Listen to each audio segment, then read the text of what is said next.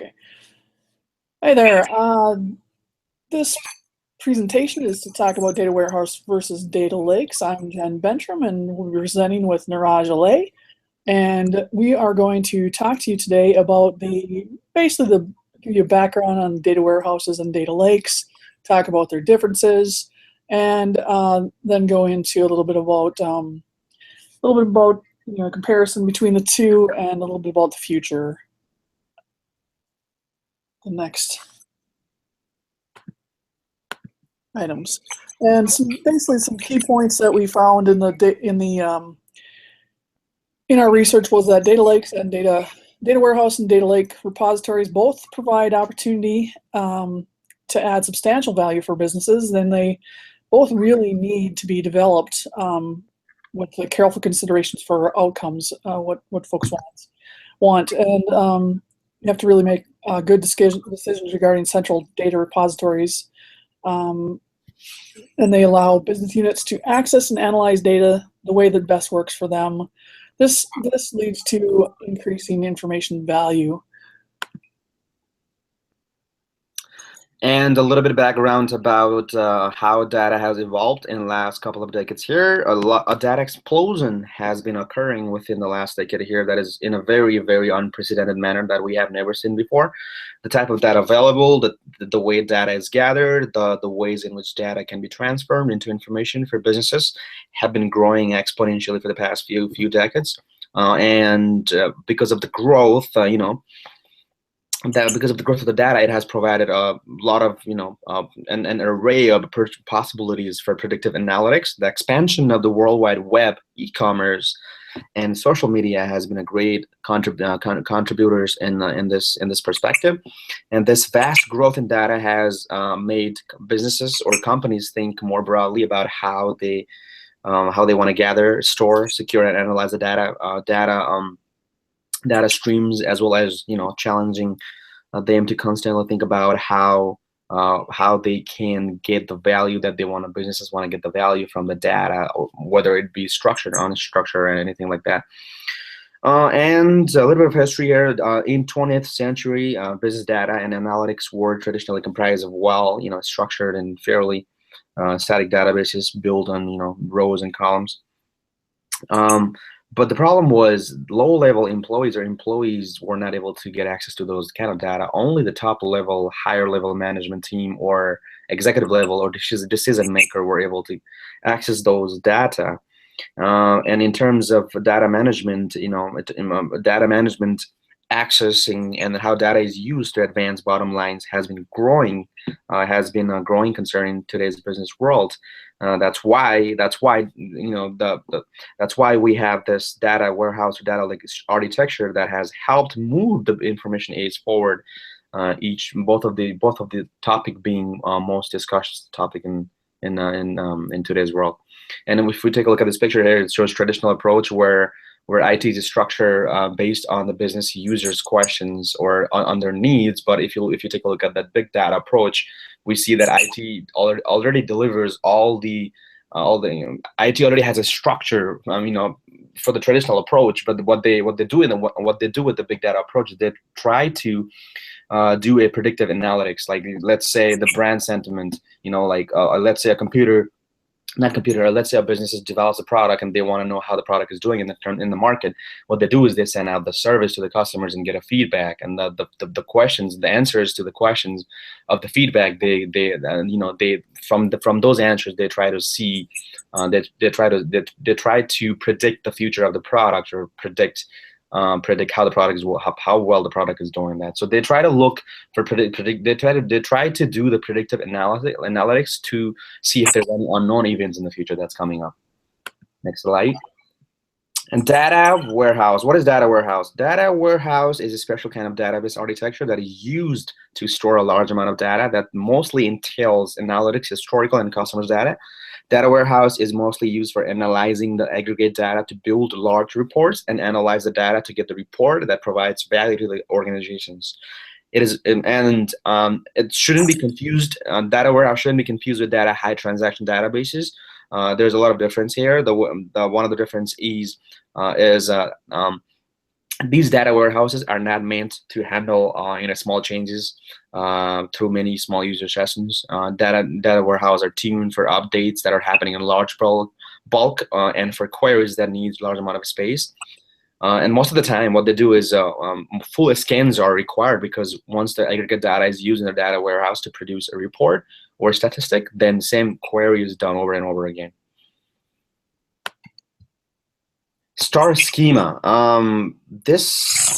Relations in data warehouse are defined using star schema, in which the tables are divided into fact and dimension tables. Fact table contains numerical values or measures and contain the primary keys of the dimension tables. Similarly, dimension tables contains primary keys with their attributes of the dimension. There's a limitations to what data warehouse can do in terms of how schematized and structured it is. Data warehouse is very structured and schematized. Data warehouse information is structured into the data warehouse using this schema on write.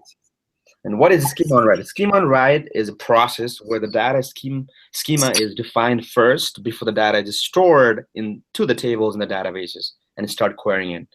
When a schema on write is used in the data warehouse, there's limitations on changes businesses can make to the data sets, because there is involvement of primary key and the foreign key in all the tables. So if for instance, another attribute had to be added to the table, it would consume a lot of time for the people to make changes, and this is not efficient. It is too much time consuming. Next slide, please. So we get on to the data lake. Data lake basics here are data lakes are specialized storage repositories. They hold a vast amount of raw data in its native format until it's needed. It's basically the vast variety of data. It has many types of data that it'll hold, from non-SQL to SQL, videos, pictures, social media data, video clips, voice recordings, different things like pretty much anything there, as it is. It uses a flat architecture to store data, and it has a schema on read process. Now this is kind of the data lake pattern. So we have the all the different data sources over here being put into the data lake, which is a flat space of storage that has all the raw data, and then the data is transformed on data on write, whereas questions are asked and then tools created to answer those questions and query them in this part to get the data ready to be used in the data warehouse and other applications for the future. So the data lake works in a way where first the data is ingested or basically put into the lake, and it's any type of data, as you see here: documents, tweets, Facebook pages, different structured data, and then it's kind of reservoir, like put into a reservoir, which is why the term data lake comes in, is because it's basically like a whole vast repository. And then the outflow of the data to be analyzed is kind of like a river's going out. Through this process, kind of able to sift through data that's needed in the way that you need to do it. It's not limited to one type of asking questions first. Hence the big data schema on read. So basically the sources are imported into the raw data reservoir, and then as clients need the information, code can be set up to pull the data out to the different sources and or clean it up, etc., and get it ready for analysis. Here's a different picture of that process where you can go through the different steps of getting the data in and then making decisions to act upon them. As you can see, we have a data lake in the middle, where it's kind of like you can dump all the data types in that you want, and then they come out for purposes of data visualization, the static data put into a data warehouse that business analysts can use, can already have predefined code and such for running information, running their information queries. And then there's also the data information hubs, which then can be, kind of give the end user really data that they want when they need it. One thing that people have been running into regarding data lake is that, much like the data warehouse, it really has to be thought out before it's implemented, because a data lake that's not thought out, a plan not made ahead of time to how, what you're going to store there, what kind of purposes you might need the data for, can sometimes turn into, people are calling a data landfill or data graveyard in other areas. So, which basically, as you can see, if you follow this, the data collection process, if it's not thought out, it can turn into data that's not understood, no data dictionary or code books to define it. There's trust with no validation, and data errors can be overlooked. And ultimately, what can happen is the data can become out of date, people can make poor decisions, and ultimately people will stop using the data lake if the data is not providing them what they need. So if it's hard to understand, and move forward. The next thing we have is basically what we've back to is conclusions that we have on comparing the data warehouse and the data lake repositories. Basically, kind of goes back to the key factors that are very beneficial. Both data warehouse and data lake repositories are very beneficial to businesses in use of predictive analytics, and they are both going to be used in the future. So here's another little description of our comparison image. Yeah. So if you take a look at this, it says that this table basically shows the difference between data warehouse and data lake. Data warehouse is a structured process, and whereas data lake is not that structured, same as structure. And data warehouse is based on a schema on write, which we talked about earlier, and then data lake is based on a schema on read, where as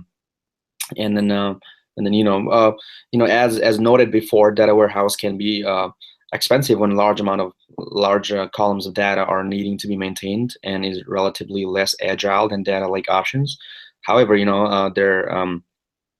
the security has matured, and businesses have the benefit of having many analysis to data scientists who understand how to manipulate the data sets in traditional data warehouse environment, to find value. So data lakes architecture can be very attractive, on the other hand, and might be beneficial to companies wanting to collect, process, analyze, and formulate an accumulated data set to predict the profitability and the customer's future behavior with social media, because data lake, that's what those analysis use the data lake for. And they use data lake to predict the future behavior, future predictive, and they do a predictive analytics. And this is a figure that shows that even though like a lot of companies are using data warehouse right now, and then some of the big corporations, because if the company uses a data lake, then they need a data scientist to do the data mining. But for the data warehouse, like even like data analysis could do it and get the value or get the statistic out of the data, collect all the data together and put it together and try to see if they come up with the value. But a lot of companies have been using the data lake. So, as these companies, bigger companies, are using data lake, they still see that the data scientists still find themselves being into data warehouse. So there's kind of like there's a hybrid. It's a hybrid of data, a little bit of data warehouse and data lake. That's basically what this figure is trying to show here.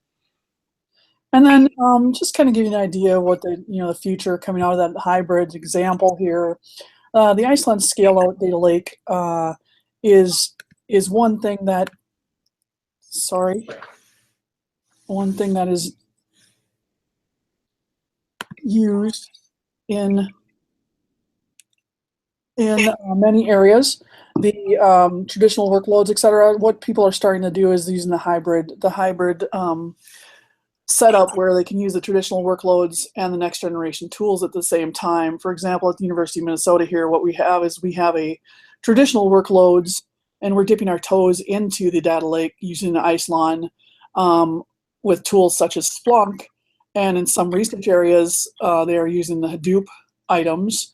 And then we have some cloud features where we're having data with Amazon warehouse, the AWS items. But it is something that we're not looking at any future, in the future, moving away completely from the data warehouse uses. That, along the lines with many other companies, are on the same, kind of in the same boat. So the future, what we're seeing with the future of data warehouse and data lakes is that data capture and analysis is continuing to explode and is set to explode again with the onset of the Internet of Things.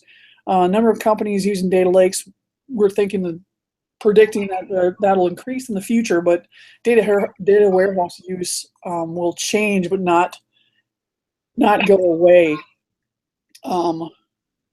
This is what the next generation for 2017 is kind of expected to see, things such as social feeds, Internet of Things of fitness devices, and then clickstream data coming in to be and an increase in machine learning and real-time calculations, increase in MapReduce products such as MapReduce being used, and then also data preparation, visualization. Then we have different applications being made, and then a continuation of cloud architecture.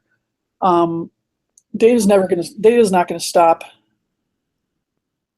increasing. We're going to see that continue to explode as long as new tools come out and how we use it. It's going to take a long time to move away from the tools that we currently have. So it doesn't appear that data warehouses will go away anytime soon. And that is it for our presentation on the data warehouse today. Thank you for watching.